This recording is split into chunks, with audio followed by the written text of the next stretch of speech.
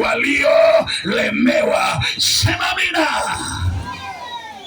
Ngoja nikuambie mtu wa bomba mbili, moja ya mzigo unaohitaji kutuliwa nao ni mzigo wa dhambi.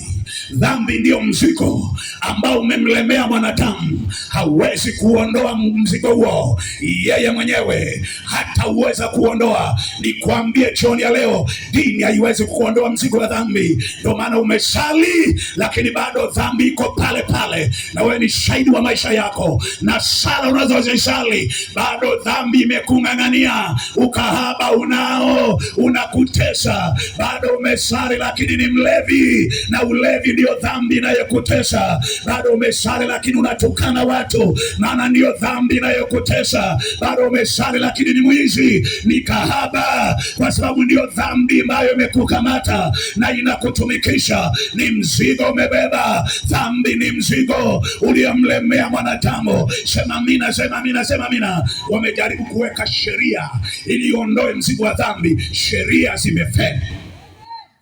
Unashangaa mtu anapelekwa gerezani kwa sababu amefanya makosa, amembaka mtoto wake, anapelekwa gerezani, alafu baadaye anapata msamaha, anatoka anabaka tena. Hiyo inaonyesha kwamba dhambi ni mzigo ambao hawezi kuondoa kwa njia ya sheria. Magereza ziondoi mzigo wa dhambi.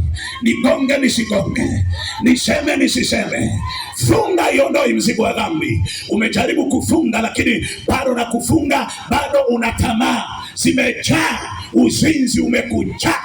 Hata ukiangalia simu zako, appointment ulizo nazo, message ulizo nazo, ni tamaa ya watu, tamaa ya wanawake, tamaa ya wanaume. Hiyo inaashiria ya kwamba una mzigo, na mzigo huo ni mzigo wa dhambi. Hauwezi kuondoa mwenyewe. Hakuna taratibu za kidini zinazoweza kuondoa mzigo wa dhambi. Hakuna taratibu za kifalsafa zinazoweza kuondoa mzigo wa dhambi. Hakuna taratibu za kisheria zinazoweza kuondoa mzigo wa dhambi, isipokuwa ni moja peke yake aliyevunja kanuni ya sheria.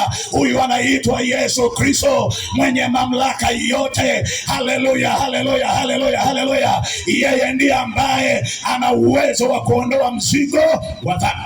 Sema amina kama tuko pamoja vizuri sawa sawa.